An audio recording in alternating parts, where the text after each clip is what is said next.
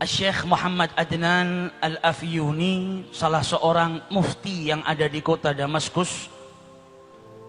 Beliau menceritakan beberapa tahun yang lalu ada salah seorang yang berasal dari negara Syam. Kemudian ia mengajak istri, ibu dan kedua saudara wanitanya untuk berziarah ke makam Nabi besar Muhammad sallallahu alaihi wasallam dan menunaikan ibadah umrah. Sesampainya di Madinah Al-Munawwarah, maka lelaki yang membawa 4 orang wanita kerabatnya itu kehilangan tasnya, di mana di dalam tas tersebut terdapat bekalnya, uangnya untuk hidup selama beberapa hari di kotanya Nabi besar Muhammad sallallahu alaihi wasallam. Maka sebagaimana mestinya setiap orang yang tinggal di negara orang asing, tidak kenal dengan siapapun, dan ia kehilangan hartanya, dan saat itu ia membawa sanak kerabatnya, pastilah dalam keadaan bingung, dalam keadaan gelisah. Maka di saat kegelisahannya, di saat dia dalam keadaan kebingungan, ia langsung masuk ke masjidnya Rasulullah sallallahu alaihi wasallam.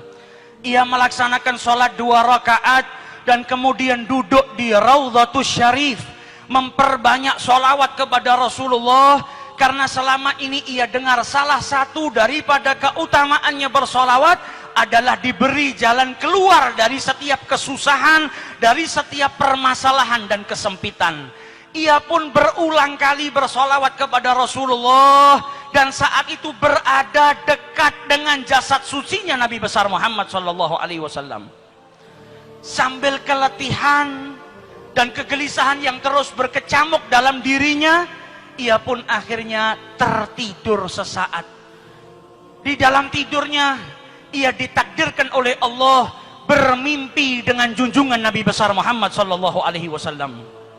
Sholawat yang dihaturkan dari lisan dan juga dari lubuk hati yang paling dalam, dari hati seseorang yang cintanya kepada Rasulullah sallallahu alaihi wasallam, dari keyakinan bahwa sholawat yang ia baca akan memberikan jalan keluar dari setiap permasalahan, menjadikannya malam itu ia bermimpi dengan Rasulullah sallallahu alaihi wasallam. Dan Nabi bersabda dalam hadisnya, man ra'ani faqad ra'ani, siapa yang melihatku maka sesungguhnya ia melihat aku. Man ra'ani fil manam faqad ra'ani, siapa yang mimpi berjumpa denganku sesungguhnya ia benar-benar mimpi berjumpa denganku. Innamas syaitan la yatamatsalu fi surati, karena syaitan itu tidak mampu menyerupai Rasulullah sallallahu alaihi wasallam. Di dalam mimpinya Rasulullah berkata kepada lelaki tersebut, pergilah engkau ke pintu Masjid Nabawi nomor sekian, maka engkau akan dapati seorang penjaga pintu yang bernama Utsman. Maka katakan kepada Utsman, inna Rasulullah yugri'uka salam. Sampaikan kepada Utsman kalau Nabi Muhammad mengucapkan salam kepadanya. Dan katakan setiap hari sholawat yang ia baca sebanyak 1000 kali sampai kepadaku, dan mintalah Utsman untuk menolong dirimu yang saat ini kesusahan. Bangun daripada tidurnya, ia merasakan kebahagiaan yang luar biasa, karena saat itu ia dapat memandang wajah suci Nabi besar Muhammad sallallahu alaihi wasallam. Seseorang yang dari rumahnya, dari negaranya yang jauh, ia habiskan bekalnya, hartanya, waktunya, uangnya untuk berziarah ke orang yang paling ia cintai, dan sesampainya di sana ia ditakdirkan untuk berjumpa dengan Nabi besar Muhammad sallallahu alaihi wasallam. Ia pun pergi ke pintu yang ditunjuk oleh Rasulullah. Sesampainya dia di sana, dia bertanya kepada para penjaga kota Madinah, afikum Utsman, adakah di antara kalian yang bernama Utsman? Maka salah seorang daripada mereka berkata, hadza Utsman, itu Utsman yang kau cari. Maka ia pun mendatangi Utsman seraya berkata, inna Rasulullah yugri'uka salam, Nabi ngucap salam kepadamu. Dengan bukti kalau Nabi itu mengetahui sholawat yang kau baca setiap hari sebanyak 1000 kali. Kenalkan, namaku adalah Abu Adib, aku datang bersama 4 orang wanita daripada keluargaku, hartaku kecurian, dan Nabi minta engkau membantuku saat ini. Maka si Uthman berkata, ini ucapan gak pantas kita bicara di sini.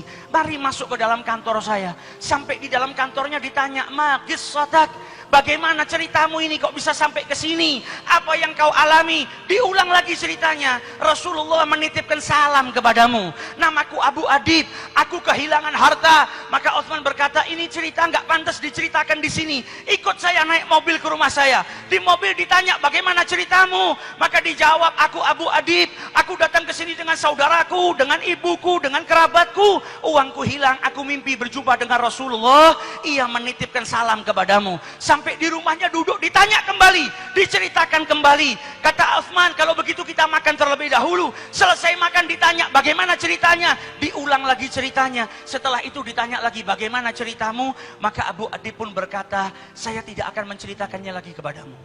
Sudah 10 kali saya ulang-ulang cerita ini. Kalau kau percaya, bantulah saya. Kalau engkau tidak percaya, maka izinkan saya pergi dari tempat ini. Maka dijawab oleh Uthman, laqad saddaqtuk min marratil ula. Saya sudah percaya dengan ceritamu dari pertama engkau bercerita kepada saya. La ya'lamu ahadan inni usalli alaih alfa marrah kulli yaum illa alladhi akhbaraka bidzalik. Karena tidak satu pun dari manusia ada yang tahu kalau saya bersolawat kepada Nabi Muhammad setiap hari 1000 kali, kecuali yang mengabarkan hal tersebut kepadamu, yaitu Nabi besar Muhammad SAW. Akan tetapi saya berulang kali bertanya kepadamu bagaimana ceritanya, karena saya merasa bahagia ketika mendengar Nabi Muhammad mengirimkan salam kepadamu.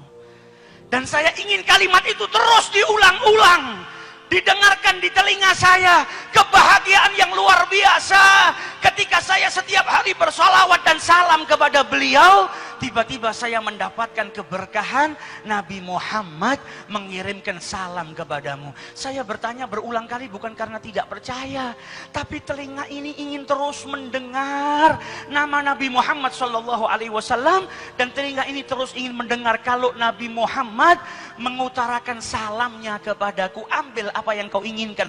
Berapa hartamu yang hilang aku ganti, karena aku memiliki kebahagiaan yang tiada tara, yaitu dengan mendapatkan salam dari Nabi besar Muhammad SAW. Malam hari ini kita yang datang ke majelis ini, dan adanya majelis Az-Zahir atau majelis-majelis sholawat yang lain, tak lain ingin mengajak kita bersama-sama untuk menambahkan rasa cinta kita kepada Rasulullah SAW. Kita ingin seperti Uthman, ketika mendengar nama Rasulullah, hatinya bahagia, bergetar. Kita ingin mencintai sesuatu yang mana jikalau sesuatu itu dihadapkan di depan kita dan didengarkan di telinga kita, maka kita mendapatkan kebahagiaan yang luar biasa, sebagaimana kebahagiaan yang didapatkan oleh para pendahulu kita ketika mendengar nama Rasulullah Sallallahu Alaihi Wasallam. Bukan hanya kebahagiaan yang mereka dapat, tapi tak sedikit dari mereka yang detik itu juga minta dicabut nyawanya oleh Allah Subhanahu Wa Taala karena kerinduan yang mendalam kepada Nabi besar Muhammad Sallallahu Alaihi Wasallam. Maulid yang kita baca ini, hampir setiap malam kalau kita hadir majelis Az-Zahir, dibacakan Maulid Simtud Durar, ditulis oleh Al-Imam Al-Habib Ali bin Muhammad Al-Habashi, tashwigan lis-sami'in. Kita diajak baca sejarah Maulid Nabi, kita diajak menyandungkan gosidah, pujian-pujian kepada Rasulullah, agar apa? Setiap hati umatnya ini merasa rindu ketika nama nabinya disebutkan. Kalau kita belum merasa rindu, belum merasa bahagia ketika Nabi Muhammad namanya disebutkan di hadapan kita, itu tandanya cinta kita masih lemah. Karena ketika kita mencintai harta, di saat kita kesusahan kayak apapun, kita mendapatkan harta yang berlimpah, maka kesedihan, kesusahan, bahkan penyakit sekalipun akan hilang dengan sesaat. Karena kita dapat uang yang banyak. Ini manfaatnya kalau kita cinta kepada sesuatu, maka sesuatu itu bisa memberikan kebahagiaan kepada kita. Kalau kita cinta dengan Nabi Muhammad, cinta dengan Allah, cinta dengan zikir, cinta dengan sholawat, maka di saat kita susah, kita nggak perlu pergi jauh, mencari suasana baru untuk menenangkan diri kita dan batin kita. Di saat kita sakit, nggak perlu kita bersusah payah mencari obat, karena setiap sesuatu yang kita cintai menjadi obat bagi kita. Bahkan Nabi Muhammad di saat duduk dengan para sahabatnya, kalau mau bahagia karena beliau cinta dengan sholat, maka beliau berkata kepada Bilal, arihna ya Bilal, kumandangkan azan, bahagiakan kita dengan melaksanakan sholat. Datang waktu sholat menjadikan Nabi bahagia. Begitu juga dengan para ulama, bukan hanya kepada Nabi Muhammad, kepada gurunya saja mereka mendapatkan ketenangan. Al-Habib Ali bin Muhammad Al-Habsyi, penyusun maulid ini, kalau sudah sakit yang luar biasa, dia panggil putranya yang bernama Muhammad. Wahai Muhammad putraku, bawakan cerita guruku Al-Imam Abdullah bin Husain bin Tahir. Ketika dibawakan kisah gurunya Al-Imam Abdullah bin Husain bin Tahir, maka seketika itu juga sakitnya hilang, kegelisahannya hilang, kegundahannya hilang. Karena dibawakan kisah orang yang dia cintai, yaitu gurunya. Apalagi dengan manusia yang paling mulia, yaitu junjungan Nabi besar Muhammad sallallahu alaihi wasallam. Sallu ala Nabi. Bahkan Al-Habib Ali meniru Rasulullah. Kalau sedang sakit, beliau sampai punya syair. Gulu Ali bin Muhammad Rabbana gad syafah, Ali idza gad marat shifahu fi'alus salah. Beliau memotivasi dirinya sendiri. Katakan kepada Ali, beliau yang mengutarakan, Ali kalau sudah sakit, maka penawarnya atau obatnya hanyalah sholat. Ketika sudah sholat, maka seluruh penyakit itu hilang. Kita belajar di majelis ini bagaimana mencintai Nabi Muhammad dengan sekuat tenaga kita. Penuhi hati kita dengan mahabbah kepada Rasulullah. Maka di saat kita kesusahan, di saat kita kesumpekan, gelisah datang kepada kita, mendengar namanya Nabi Muhammad SAW, maka kegelisahan, kegundahan, kesempitan, apapun yang terjadi pada kita akan hilang, berubah menjadi bahagia karena Nabi besar Muhammad SAW. Khususnya di akhir-akhir ini kita disibukkan dengan pembicaraan politik. Kita masuk tempat manapun orang berbicara politik. Satu orang mengidolakan tokohnya, yang lain mengidolakan pilihannya. Tidak apa-apa saling mengidolakan. Tidak apa-apa saling menyampaikan misi dan visi calon pemimpinnya. Yang dilarang adalah ketika mendewakan pemimpinnya. Yang tidak sepaham dengan dia, yang tidak memilih pemimpinnya, dikafirkan, dijauhi, dianggap sesat, ini yang salah. Dan majelis Az-Zahir didirikan, kita punya misi, kita punya visi. Majelis yang sederhana ini, kita di sini menjadi pembantunya Rasulullah, dan kita berjanji di saat orang ramai berkampanye, kita akan mengkampanyekan Rasulullah Sallallahu Alaihi Wasallam.